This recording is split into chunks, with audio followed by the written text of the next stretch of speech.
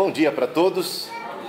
É um dia de muita alegria, de muitos testemunhos, né? Como ouvimos do Mário, do Raul, da Érica, do pastor, a respeito das graças, da bênção de Deus sobre nossa vida. E nesse dia em que comemoramos 11 anos da Todo Mundo Feliz, que é uma ação social, tem na sua base a caridade, a bondade, a compaixão, o amor. Eu queria trazer uma meditação baseada num discurso de Jesus, numa espécie de parábola de Jesus, podemos chamar até de parábola, que se encontra em Mateus capítulo 25. Diz assim, Mateus 25, do 31 em diante. Quando vier o Filho do Homem na sua majestade e todos os anjos com ele, então assentará no trono da sua glória, e todas as nações serão reunidas em sua presença, e ele separará uns dos outros, como o pastor separa dos cabritos as ovelhas, e porá as ovelhas à sua direita, mas os cabritos à esquerda. Então dirá o rei aos que estiverem à sua direita: vinde, benditos de meu Pai, entrai na posse do reino que vos está preparado desde a fundação do mundo. Porque tive fome e me destes de comer, tive sede e me destes de beber, era forasteiro e me hospedastes, estava nu e me vestistes, enfermo e me visitastes, preso e fostes ver-me.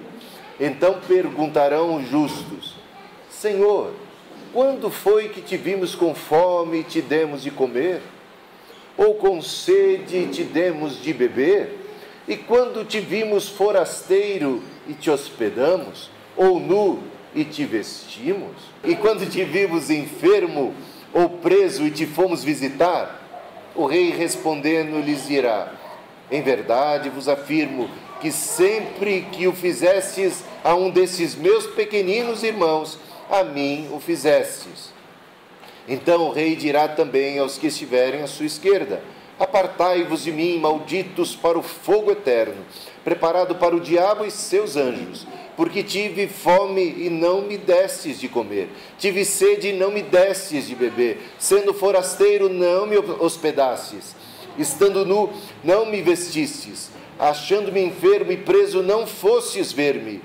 E eles lhe perguntarão: Senhor, quando te vimos com fome, com sede, forasteiro, nu, enfermo ou preso, e não te assistimos?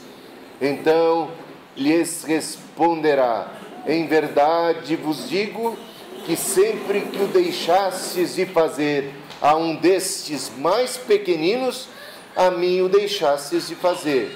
E irão estes para o castigo eterno, porém os justos para a vida eterna. O negócio aqui é sério, não é não? Quer dizer que no dia do juízo nós seremos julgados. Olha, tem um outro texto que você pode abrir se você quiser. Eu vou recitar mais ou menos de cor, que se encontra em 2 Coríntios capítulo 5, versículo 10.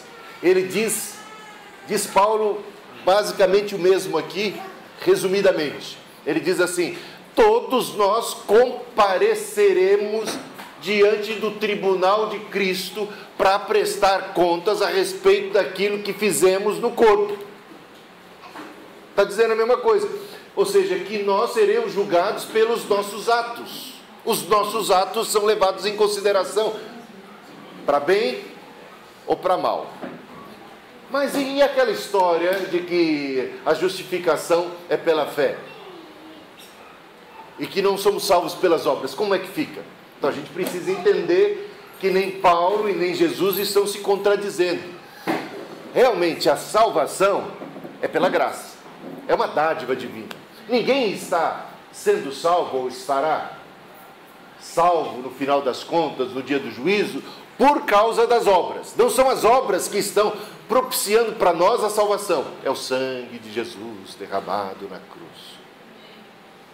Mas uma vez salvos, uma vez justificados pela graça, fomos salvos e justificados para as boas obras que Deus preparou de antemão para que andássemos nela.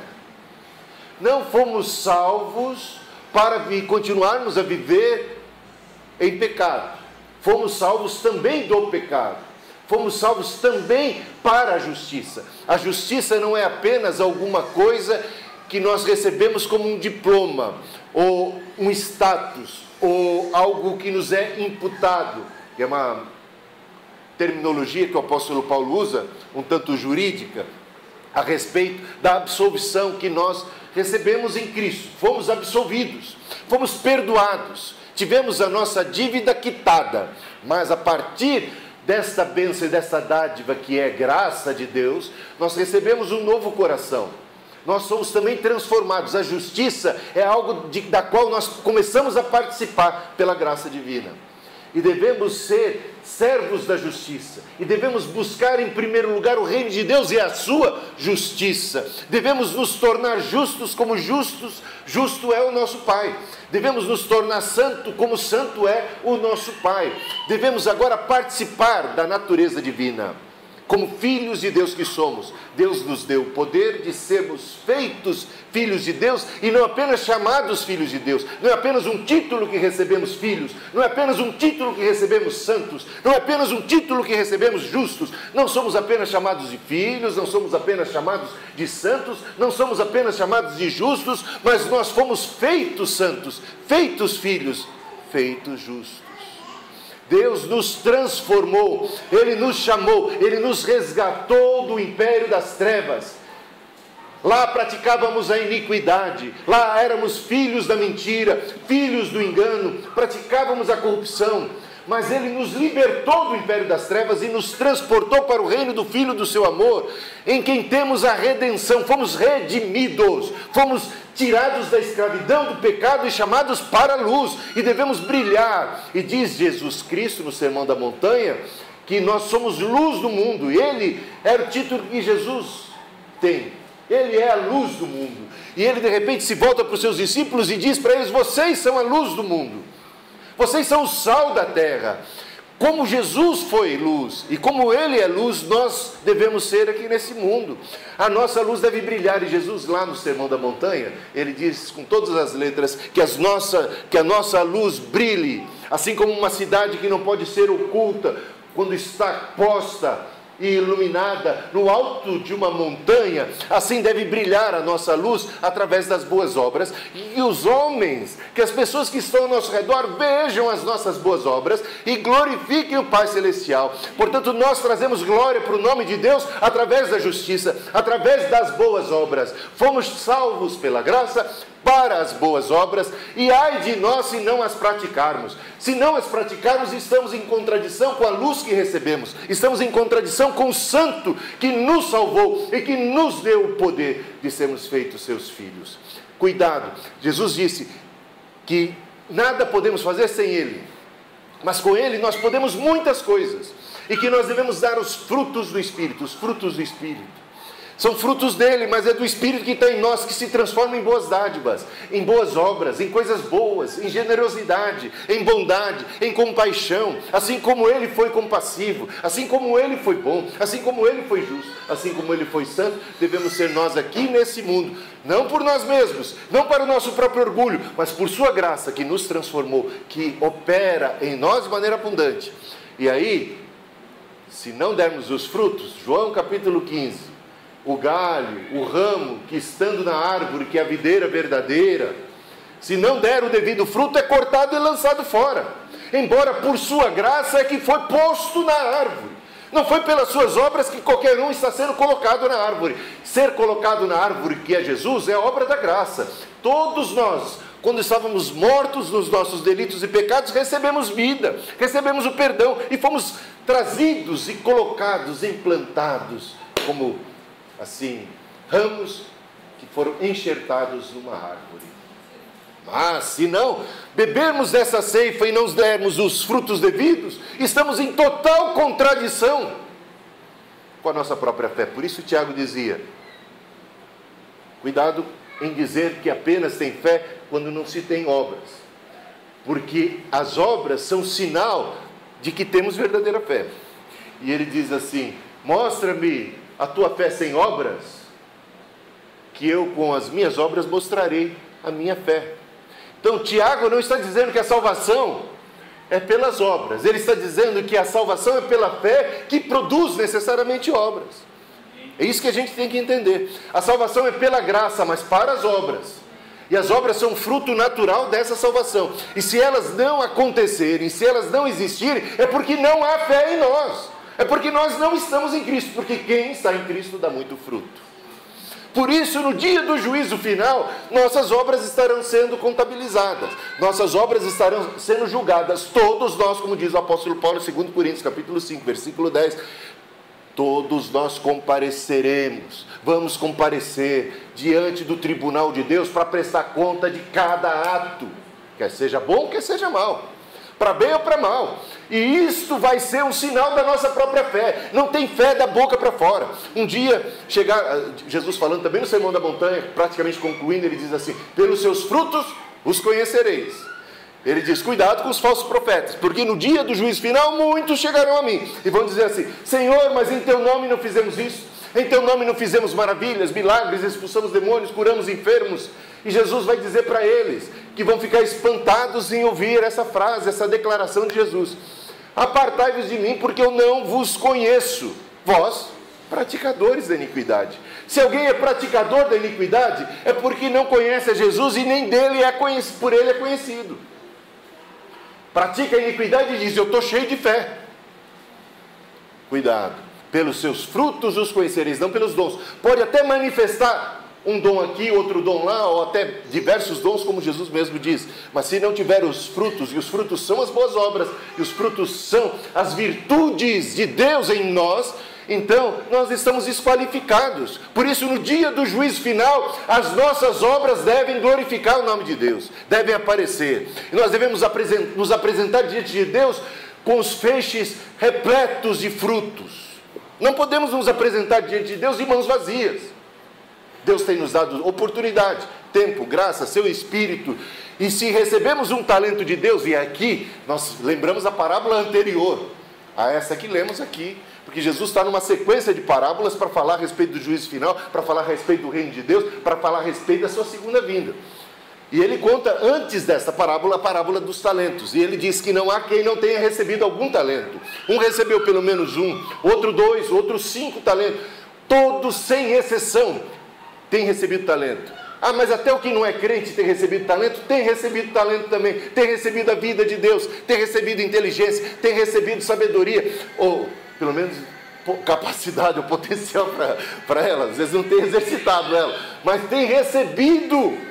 Tem às vezes braços, mãos, tem oportunidade de agir. São dádivas divinas. Todo poder emana de Deus. Toda vida emana de Deus. E são dádivas de Deus. E nós vamos um dia prestar conta diante de Deus sobre o que é que temos feito com as nossas mãos, com os nossos olhos, com a nossa boca, com os nossos pés, com todos os talentos que Deus nos deu. Quer sejamos crentes ou ateus. Porque os ateus vão comparecer perante o tribunal de Deus. Quer eles creiam nisso hoje ou não. Nós, os crentes, não podemos achar que estamos isentos do tribunal. Claro que se estamos em Cristo e se estamos na luz, não temos o que temer. Se andarmos na luz como Cristo está na luz, temos comunhão uns com os outros e o sangue de Jesus Cristo nos purifica de todo pecado. Se andarmos na luz. Quer dizer que andar na luz não implica numa condição de impecabilidade. Porque eu posso estar andando na luz e ainda carecer de perdão dos meus pecados. Como ele disse, se andarmos na luz como ele está na luz, temos comunhão uns com os outros, e o sangue de Jesus nos purifica, vai nos purificando de todos os pecados, porque os pecados ocasionalmente podem ocorrer na vida de um santificado, mas o santificado foi santificado para viver em santidade. Essas coisas vos escrevo para que não pequeis. Se pecar, temos um advogado, que é propiciação pelos nossos pecados, pelos do mundo inteiro. Mas precisamos, de uma vez por todas, entender que os talentos que Deus nos deu, Ele vai pedir conta de todo poder. Tudo que você recebeu, oportunidade de emprego, foi Deus que deu. Graça, capacidade, inteligência, tudo, recursos, tudo. E cada coisa que Deus te deu é um talento pelo qual Ele vai pedir conta. O que é que você fez? Você teve a oportunidade de fazer o bem e não fez, cuidado. Você teve oportunidade, porque veja aqui que os pecados são pecados de omissão, na sua grande maioria. Não estamos vendo aqui uma comunidade sendo sentenciada e sendo punida, porque quando Cristo vem, é dividido em dois grupos, os cabritos e as ovelhas. Porque a gente vai lá para Ezequiel, capítulo 34, a partir do versículo 17, ele diz, baseado, praticamente Jesus está se inspirando naquele texto de Ezequiel 34, para falar que no dia do juízo final haverá separação entre ovelhas e ovelhas. Entre ovelhas e ovelhas. Entre joio e trigo. Entre bodes e ovelhas. E aqui a gente vê claramente que o juízo de Deus vem contra aqueles bodes, aquelas ovelhas que não são tão ovelhas assim, que vão se revelar não muito ovelhas, que vão se revelar cabritos no final das contas, ou bode, ou joio, no meio do trigo. E ele vai dizer o seguinte, que os pecados desta comunidade não são pecados necessariamente de gente que praticou um mal, como a gente entende, mas gente que deixou de praticar um bem. Não é admirável isso? E quando eu conversava com a Cristina, que eu ia pregar sobre essa mensagem, ela sempre me ajuda. Ela lembrou bem, falou assim, olha, a mesma afirmação foi feita, a mesma, digamos, pergunta que as ovelhas fizeram para Jesus, depois da sentença de Jesus, que para o caso das ovelhas foi uma sentença muito positiva, de galardão, de recompensa, foi a mesma pergunta que os cabritos, os bodes fizeram. Ou seja, quando é que te vimos com fome, te demos de comer, com sede, te demos de beber, estivesses preso, que fomos te visitar? Quando é que aconteceu essas coisas? Senhor, o senhor está equivocado, dizem os cabritos. Se o senhor estivesse aqui, a gente teria te ajudado. Já assistiram no Alto da Compadecida? Tem aquele lance, né, que no final do livro ou do filme, Jesus se apresenta na pessoa de um mendigo, não é? E aí quando ele se apresenta assim, como um pedinte, como era o nome daquele camarada? Você sabe, lembra? Não, o Chicó. O Chicó, que parece que não aprende muito rápido as lições, né? Ele falou, que é isso? Não vamos dar não, a gente está com fome. Nós estamos com fome, eles tinham que repartir o único pão que eles tinham, né? E aí, acho que a moça lá, ela diz, não, a gente tem que, né? Vai que é Jesus, né? Vai que é Jesus que está aqui, porque a Bíblia fala que Jesus se apresenta em forma humana muitas vezes.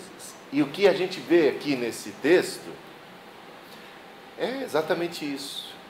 Uma surpresa do Chicó, ou dos cabritos no final da... Eu não vou dizer que o Chicó seja um cabrito, né? Porque eu acho que ele teve compaixão ali, mas há uma frase aqui que sai da boca dos cabritos, como surpresos. Senhor, por que o Senhor está contra nós assim? Nós nunca te vimos com fome, não. Se tivéssemos te visto, teríamos saciado a tua fome, dá de comer. Como que a gente ia deixar de ajudar Jesus? E aí Jesus diz, quando vocês deixaram de ajudar aquele pequenino, lembra? Aquele que passou, lembra dele?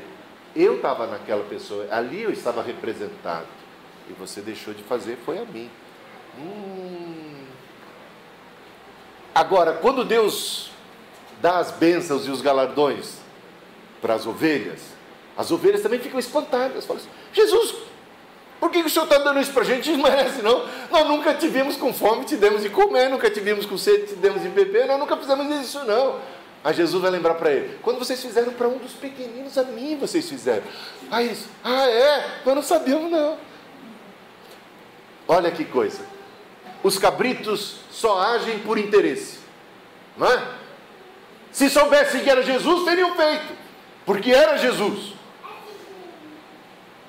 Porque Jesus é importante, mas não fazem naturalmente, não fazem de coração, fazem só com segundas intenções, fazem para inglês ver, fazem para conquistar algum status, fazem para ficar de bem com o poderoso. Agora, as ovelhas, não. As ovelhas, quando recebem o galardão de Jesus, falam: Jesus, nós nunca te vimos com sede e te demos de beber, não. Acho que até ficamos assim lisonjeados, ficamos felizes, mas acho que o Senhor se equivocou.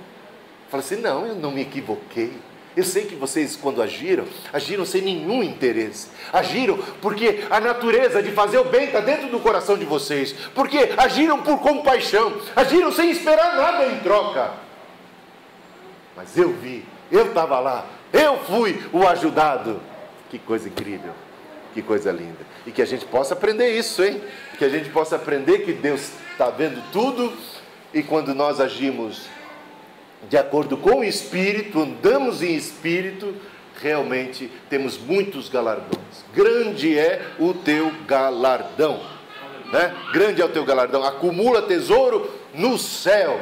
Faz o bem. A vida passa rápido. Concentre-se em fazer o bem. Alarga o teu coração. Seja um filho de Deus. O que o fruto do Espírito possa realmente se ver na nossa vida e as pessoas glorifiquem o nome de Deus e que nós sejamos luz e sal e sempre fazendo bem, porque isso um dia será de grande valor. Deus nos abençoe. Amém e amém. Obrigado.